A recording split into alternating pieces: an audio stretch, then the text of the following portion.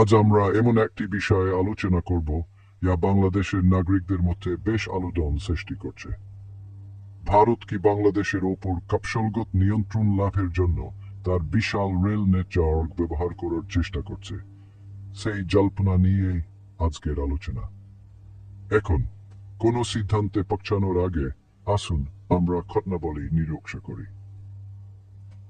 ভারতের রয়েছে বিশ্বের অন্যতম বড় রেল নেটওয়ার্ক। এটি একটি বিশাল প্রকল্প যা সমগ্র উপমহাদেশ জুড়ে বিস্তৃত দূরবর্তী গ্রামগুলিকে কললপার্ন শহরগুলির সাথে সংযুক্ত করে। কিন্তু বাংলাদেশের ক্ষেত্রে এর প্রাসঙ্গিকতা কোথায়? কিছু গুঞ্জন ও উদ্বেগ রয়েছে যে ভারতের সাম্প্রতিক রেল প্রকল্পগুলি, বিশেষ করে বাংলাদেশ সীমান্তের কাছাকাছি এগুলি, সেগুলি কেবল অবকাঠামোগত উন্নয়নের চেয়েও বেশি কিছু হতে পারে।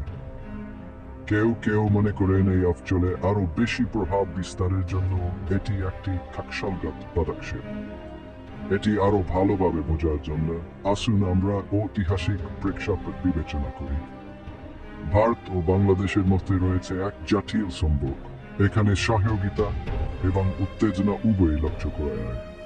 তাত্ত্বিকভাবে রেল প্রকল্পগুলি সংযোগ এবং অর্থনৈতিক বিনিময় বৃদ্ধি করতে পারে, কিন্তু এর আরেকটি দিকও রয়েছে। সমালোচকরা যুক্তি দেন যে এই রেল সম্প্রসারণ তথ্য উদ্দেশ্যে কাজ করতে পারে।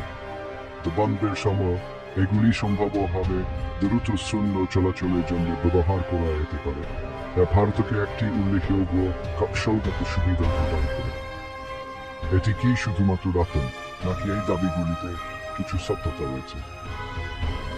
আসুন আমরা ভুলে নয় খোলামেলা আলোচনা এবং কূটনীতি অত্যন্ত গুরুত্বপূর্ণ।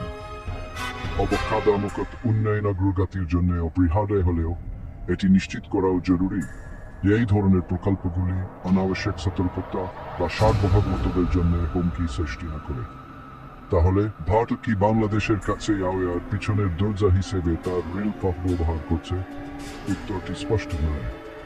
এটি এমন একটি পরিস্থিতি যার জন্য সতর্কতা, কূটনীতি এবং সবচেয়ে গুরুত্বপূর্ণভাবে রাষ্ট্রগুলির মধ্যে স্পষ্ট উদাহরণের প্রয়োজন। টিউন করে থাকার জন্য ধন্যবাদ। সচেতন থাকুন এবং আলোচনা চালিয়ে যান। আরও অন্তর্রাষ্ট্রীয় জন্য লাইক, শেয়ার এবং সাবস্ক্রাইব করতে ভুলবেন না।